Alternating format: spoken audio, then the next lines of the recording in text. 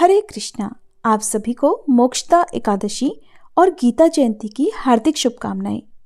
मार्गशीर्ष यानी अगहन मास के शुक्ल पक्ष की एकादशी का नाम है मोक्षदा एकादशी, अर्थात मोक्ष प्रदान करने वाली एकादशी। और इसी दिन भगवान श्री कृष्ण ने अर्जुन को गीता का उपदेश भी दिया था, इसलिए आज के दिन गीता जयंती भी मनाई जाती है। तो आज के इस वीडियो में आप सुनेंगे मोक्षदा एकादशी की संपूर्ण कथा, साथ ही जानेंगे आज के शुभ मुहूर्त और पूजा विधि के बारे में। आज के दिन भगवत गीता का पाठ भी किया जाता है, साथ ही भागवत कथा भी सुनी जाती है। अगर आप भागवत कथा भी सुनना चाहते हो तो हमारे चैनल पर हर दिन नियम से भागवत कथा भी सुनाई जा रही है, जो कि अब पूर्ण होने वाली है। लगातार 3 महीनों से हमने आपको छोटे छोटे अध्यायों के रूप में भागवत कथा का रसपान कराया है।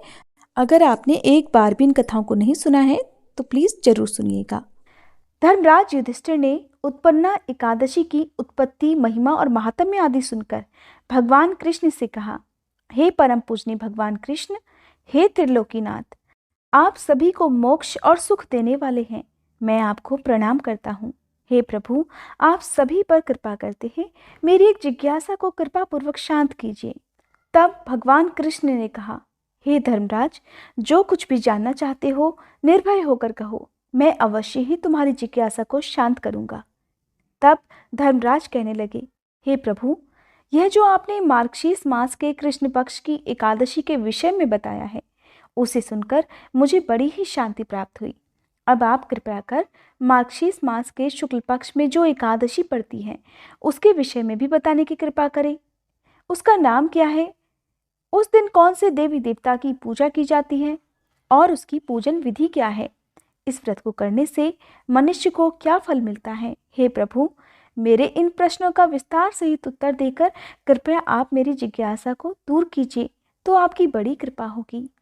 धर्मराज की बात सुनकर भगवान कृष्ण कहने लगे, हे धर्मराज, तुमने बहुत ही श्रेष्ठ प्रश्न किया है, इसलिए तुम्हारा यश संसार में फैलेगा। मार्गशीर्ष मास के शुक्ल पक्ष की एकादशी अनेक पापों को नष्ट करने वाली है। संसार में इसे मोक्षदा एकादशी के नाम से जाना जाता है। इस एकादशी के दिन श्री दामोदर भगवान का धूप दीप नैवेद्य आदि से श्रद्धा और भक्ति पूर्वक पूजन करना चाहिए। हे कुंती पुत्र, इस एकादशी व्रत के प्रभाव से नरक में गए हुए माता पिता पितर आदि को स्वर्ग की प्राप्ति होती है। हे धर्मराज, अब मैं तुमसे एकादशी व्रत की कथा कहता हूँ, ध्यान पूर्वक सुनो। वैखानस नाम का एक राजा प्राचीन नगर में राज्य करता था। उसके राज्य में चारों वेदों के ज्ञाता और ब्राह्मण रहा करते थे।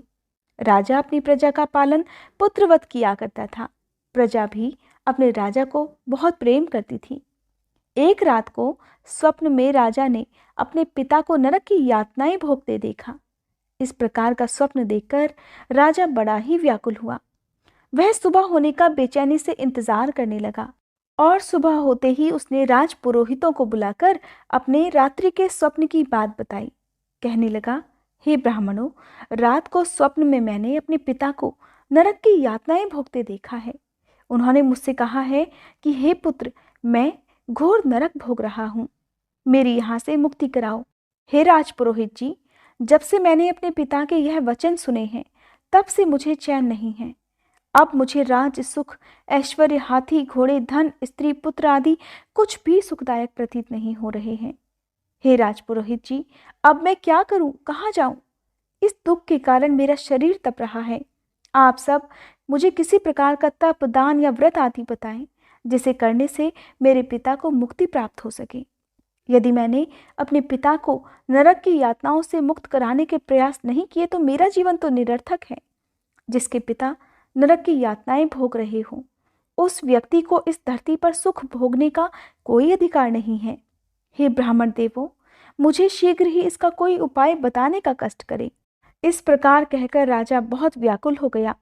राजा के आंतरिक दुख की पीड़ा को देखकर और सुनकर ब्राह्मणों ने आपस में विचार विमर्श किया।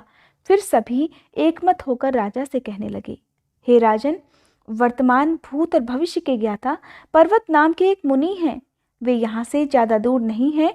अगर आप अपने मन की व्यथा उनसे जाकर कहेंगे तो वे अवश्य ही इसका कोई सरल उपाय आपको बता सकते हैं। राजपुरोहितों की बात सुनकर और उनकी बात मानकर राजा मुनि के आश्रम में गए। आश्रम में अनेक शांतचित्त योगी और मुनि तपस्या कर रहे थे। चारों वेदों के ज्ञाता पर्वत मुनि दूसरे ब्रह्मा के समान बैठे जान पड़ रहे थे। उनके चेहरे से दिव्य तेज झलक रहा था। राजा ने मुनि को दंडवत प्रणाम किया और फिर अपना परिचय दिया। पर्वत मुनि ने राजा से कुशल क्षेम पूछी। तब राजा कहने लगे, हे मुनिवर, आपकी कृपा से मेरे राज्य में सब कुछ कुशल मंगल है, किंतु मेरे सामने अचानक ही एक ऐसी समस्या खड़ी है जिससे मेरा हृदय बड़ा ही अशांत हो रहा है। और तब राजा ने बड़े ही दुखी मन से रात को देखे गए स्वप्न की पूरी बात पर्वत मुनि को बता दी और फिर दुखी स्वर में कहने लगे, हे महर्षि, अब आप कृपया कर मेरा मार्गदर्शन कीजिए कि ऐसे में मुझे क्या उपाय करना चाहिए। कैसे मैं अपने पिता को नरक की यातना से मुक्ति दिला सकता हूँ। हे मुनिवर, जब से रात को मैंने अपने पिता के बारे में ऐसा स्वप्न देखा है, तब से मुझे एक क्षण को भी चैन नहीं है। कृपया कर मुझे इस कष्ट से मुक्ति दिलाइए और कोई समाधान भी बताइए। तब राजा की बात पर्वत मुनि ने बड़ी गंभीरता पूर्वक सुनी।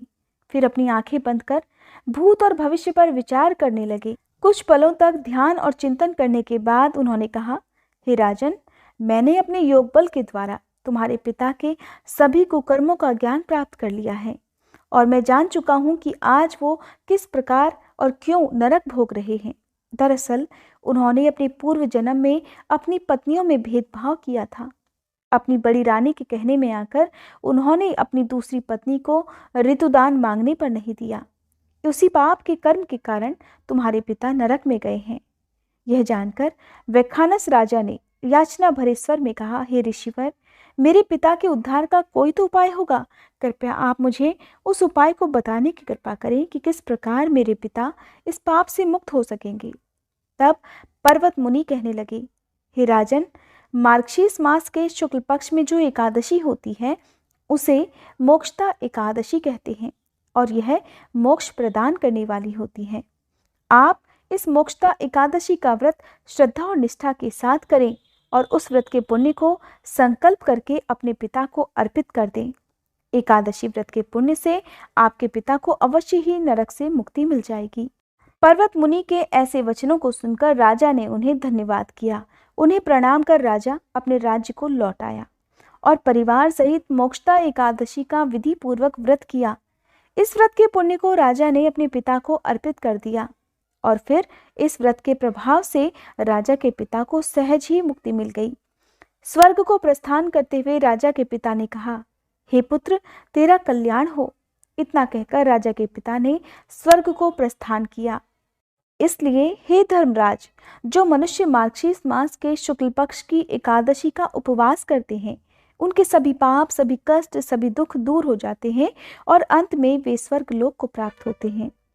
इस उपवास से उत्तम और मोक्ष प्रदान करने वाला कोई भी दूसरा व्रत नहीं। इस कथा को सुनने और पढ़ने से ही अनंत फल की प्राप्ति हो जाती है और यह व्रत मोक्ष प्रदान करने वाला चिंतामणि के समान है, जिससे उपवास करने वाले की सभी मनोकामनाएं शीघ्र पूर्ण हो जाती हैं। हे धर्मराज, प्रत्येक मनुष्य की प्रबल इच्छा होती है कि वो अंत समय में मोक्ष प्राप्त करे। मोक्ष की इच्छा करने वाले भक्तों के लिए मोक्षदा एकादशी का यह दिन अति महत्वपूर्ण होता है। इसलिए मोक्षदा एकादशी के दिन भक्ति भाव और विश्वास के साथ भगवान श्री हरि की पूजा अर्चना करनी चाहिए। यह माता पिता के प्रति भक्ति और दूसरों के लिए पुण्य अर्पित करने की श्रेष्ठ और पवित्र कथा है। मोक्षदा एकादशी का दिन केवल मनुष्यों का नहीं बल्कि उनके पितरों का भी भला करता है। अपने किसी सगे संबंधी मित्र बंधु को भी इस उपवास का फल अर्पण करने से उनके भी पापों और क्लेशों का नाश हो जाता है। सभी प्रेम से बोलिए, विष्णु भगवान की जय, कृष्ण भगवान की जय। अब जानिए तिथि, शुभ मुहूर्त और पूजा विधि के बारे में। इस बार एकादशी की तिथि 2 दिन होने के कारण एकादशी का व्रत 2 दिन रखा जाएगा। 22 दिसंबर शुक्रवार को मोक्षदा एकादशी और गीता जयंती है और ये जो एकादशी का व्रत है वो दशमी तिथि युक्त एकादशी रहेगी। इस दिन सभी गृहस्थजन उपवास रखते हैं और 23 दिसंबर शनिवार को रहने वाली एकादशी द्वादशी तिथि युक्त एकादशी होगी, यानी इस दिन एकादशी और द्वादशी तिथि दोनों रहेगी। इस दिन सभी वैष्णव संप्रदाय के लोग, इस्कॉन से जुड़े हुए लोग या फिर जिन लोगों ने दीक्षा ग्रहण की हुई होती है वो लोग उपवास रखते हैं। हालांकि गृहस्थ जन भी इस दिन उपवास रख सकते हैं, क्योंकि जो लोग भी मोक्ष प्राप्ति की इच्छा रखते हैं वो दोनों ही एकादशी का चाहे तो उपवास रख सकते हैं। जो लोग शुक्रवार के दिन एकादशी का उपवास रखेंगे उन्हें 23 दिसंबर शनिवार को दोपहर में 1 बजे से 1:45 के बीच में अपना व्रत खोलना होगा, यानी व्रत का पारणा करना होगा। और जो लोग दूसरे दिन की एकादशी का व्रत रखेंगे तो उन्हें रविवार के दिन यानी 24 दिसंबर को सुबह 7:10 से 7:45 के बीच में व्रत का पारणा करना होगा, यानी अपना उपवास खोलना होगा। मोक्षदा एकादशी व्रत के दिन क्योंकि भगवान श्री हरि की पूजा की जाती है, इस दिन गीता जयंती भी है, तो इसलिए आज के दिन भगवान कृष्ण की पूजा विशेष रूप से करनी चाहिए। आज के दिन भगवत गीता का पाठ किया जाना चाहिए। अगर आप सभी अध्यायों को नहीं पढ़ सकते या सुन सकते तो कम से कम किसी भी एक श्लोक का पाठ आज के दिन आपको पूजा करते समय करना चाहिए। भगवत गीता की किताब अगर आपके पास है तो विधिवत पूजा भी करनी चाहिए। एकादशी का व्रत करने वाले भक्तों को दशमी तिथि से ही कुछ नियमों का पालन करना होता है। एकादशी व्रत अन्य सभी व्रतों की तुलना में बहुत कठिन होता है, क्योंकि इस व्रत का पालन पूरे 3 दिन तक किया जाता है। इसमें दशमी तिथि के सूर्यास्त के बाद से अन्न का त्याग किया जाता है और दशमी तिथि को किया गया भोजन भी शुद्ध सात्विक होना चाहिए। मसूर की दाल, उड़द की दाल, साथ ही किसी भी प्रकार का तामसिक भोजन इस दिन नहीं किया जाना चाहिए और अगले दिन विधिवत पालन करते हुए एकादशी का व्रत रखना चाहिए। मोक्षदा एकादशी व्रत की पूजा ब्रह्म मुहूर्त में उठकर की जानी चाहिए। कहते हैं ब्रह्म मुहूर्त में उठकर की गई पूजा को भगवान जल्दी स्वीकार करते हैं। एकादशी का व्रत रखने वाले भक्तों को सुबह स्नान करके पीले वस्त्र धारण कर हाथ में जल या पुष्प लेकर व्रत का संकल्प लेना चाहिए। इसके बाद अपने पितरों के नाम से सूर्य देवता को अर्घ्य देना चाहिए और फिर पीले आसन पर बैठकर पूजा की तैयारी करनी चाहिए। घर की साफ सफाई करके मंदिर में और घर के चारों कोनों में गंगा जल छिड़ककर पवित्र करना चाहिए। इसके बाद अगर आपके पास भगवत गीता की किताब है तो उसे भी मंदिर में रखना चाहिए। फिर सबसे पहले भगवान गणेश की, भगवान श्री हरि, माँ लक्ष्मी जी, भगवान कृष्ण, राधा रानी की और भगवत गीता की पूजा आपको करनी चाहिए। आज की पूजा में यानी कि एकादशी व्रत में पीले रंग का प्रयोग ज्यादा से ज्यादा किया जाता है, चाहे फल हो या फूल हो या मिठाई हो। धूप दीपक जलाकर भगवान की पूजा करें, पंचामृत भगवान को अर्पित करें। आज के व्रत में भगवान कृष्ण को तुलसी जी की मंजरी चढ़ाई जाती है। आपको इस बात का ध्यान रखना है, भगवान श्री हरि को आप जो भी भोग लगाएं, चाहे फल का या मिठाई का या किसी भी पकवान का, उसमें तुलसी जी के पत्ते रखकर जरूर अर्पित करें, क्योंकि बिना तुलसी जी के भगवान श्री हरि अपना कोई भी भोग स्वीकार नहीं करते हैं। इसके साथ ही माँ लक्ष्मी जी को तुलसी दल कभी भी अर्पित नहीं किए जाते हैं। भगवान श्री हरि को चंदन का तिलक लगाएं। याद रखना है कि आज की पूजा में भगवान श्री हरि को अक्षत अर्पित नहीं किए जाते हैं और न ही आज के दिन आपके घर में चावल का प्रयोग होना चाहिए। चावल ना तो आपको बनाने हैं और ना ही खाने हैं। पूजा करते समय ओम नमो नारायण या ओम नमो भगवते वासुदेवाय इस मंत्र का 108 बार जाप करना चाहिए। साथ ही भगवान कृष्ण के मंत्रों का जाप करना चाहिए। कहते हैं जिन्हें संतान सुख प्राप्त नहीं है और संतान सुख की कामना रखते हैं, उन भक्तों को आज के दिन विशेष रूप से भगवान कृष्ण की पूजा करनी चाहिए। संतान गोपाल मंत्र का जाप करके भगवान कृष्ण को माखन और मिश्री का भोग लगाना चाहिए। संतान गोपाल मंत्र है, देवकी सुत गोविंद वासुदेव जगतपते, देहि में तनयम कृष्ण त्वामहम शरणम गतः। इस मंत्र का आप अपनी सामर्थ्य के अनुसार जाप करें। श्रद्धा और विश्वास के साथ किए गए जाप को ही भगवान स्वीकार करते हैं, इस बात का ध्यान आपको रखना है। कहते हैं कि मोक्षदा एकादशी के दिन भगवत गीता का पाठ जरूर करना चाहिए। अगर आपके पास किताब नहीं है तो आप फोन वगैरह में देखकर भी भगवत गीता के श्लोकों का पाठ कर सकते हैं। आपके पास समय नहीं है तो कम से कम एक श्लोक का पाठ ही आज के दिन आप कर लें तो वो भी बहुत काफी होगा। कहते हैं आपके जीवन में कोई भी दुख है, कोई समस्या है तो उसके निवारण के लिए भगवत गीता का पाठ जरूर करना चाहिए। इस प्रकार विष्णु चालीसा का पाठ करें, आरती करें और सबसे अंत में क्षमा याचना जरूर करें। फिर अपना व्रत प्रारंभ करें। क्योंकि तुलसी जी भगवान श्री हरि को बहुत प्रिय होती हैं तो तुलसी जी के गमले में सुबह और शाम के समय दीपक जरूर जलाना चाहिए। तुलसी जी को एकादशी के दिन जल अर्पित नहीं किया जाता है, इस बात का भी आपको ध्यान रखना है। इसके साथ ही एकादशी के दिन आप अपने सभी आराध्य देवी देवताओं की पूजा करें, कुल देवी देवताओं की पूजा करें, पीपल के वृक्ष की पूजा करें। पीपल की जड़ में आप मीठा जल अर्पित करके किसी भी एक विशेष मंत्र का जाप, जो भी आप अपनी मनोकामना पूर्ति के लिए करना चाहते हैं, उसका जाप आप पीपल के वृक्ष के नीचे जरूर करें। केले के पेड़ की पूजा करें। केले के पेड़ की जड़ में मीठा जल अर्पित करके चने की दाल और गुड़ अर्पित करें, क्योंकि केले के पेड़ में साक्षात श्री हरि का वास माना जाता है। इस प्रकार दिन भर आप भगवान श्री हरि और भगवान कृष्ण का ध्यान करते हुए अपना व्रत रखें। ध्यान रखना है किसी प्रकार की चोरी, झूठ, निंदा, पाप, क्रोध आपको व्रत के दिन नहीं करना चाहिए। शाम के समय भी इसी प्रकार विधिवत पूजा करें और आरती करने के बाद जो भी भोग आपने भगवान के लिए बनाया है उसे अर्पित करें। आज के दिन भगवान श्री हरि को और भगवान कृष्ण को पंजीरी का भोग भी लगाया जाता है। आप अपनी अपनी सामर्थ्य के अनुसार जो भी भोग लगाएं, बस उसे प्रसन्न मन से जरूर अर्पित करें। अगर आपके पास भोग लगाने के लिए कुछ भी नहीं है तो आप केवल जल और तुलसी दल भगवान को अर्पित कर सकते हैं। भगवान इसे भी खुशी खुशी स्वीकार कर लेंगे, क्योंकि भगवान सिर्फ श्रद्धा देखते हैं, विश्वास देखते हैं, ना कि ये देखते हैं कि आपने उनकी पूजा में कितने रुपए खर्च किए। इसलिए आपके मन में श्रद्धा और विश्वास का होना बहुत जरूरी है। जो लोग एकादशी के उपवास में बिना कुछ खाए नहीं रह सकते, वो रात की पूजा करने के बाद कोई भी फल खा सकते हैं। फलाहार आप कर सकते हैं। अगले दिन आप पूजा करने के बाद किसी भी योग्य ब्राह्मण को या निर्धन व्यक्ति को भोजन कराकर अपना व्रत खोल सकते हैं, यानी कि अन्न ग्रहण कर सकते हैं। एकादशी व्रत का पारण द्वादशी तिथि को किया जाता है, तो जो भी शुभ मुहूर्त मैंने आपको बताया उस समय आप विधिवत पूजा करें। द्वादशी तिथि को आप जो कुछ भी दान करें उसका संकल्प आप सुबह के समय जरूर लें।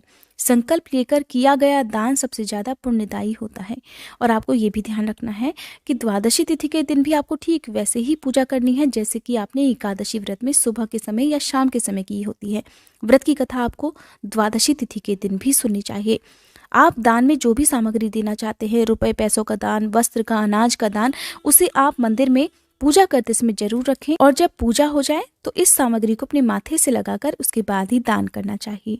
दान में दी जाने वाली सामग्री इस तरह की हो कि वो किसी के काम आ सके, और हमेशा दान योग्य व्यक्ति को ही देना चाहिए जो कि उसका उपयोग कर सके, जो उसके लिए जरूरी हो। इस प्रकार से आप द्वादशी तिथि के दिन पूजा करके अपना व्रत खोल सकते हैं।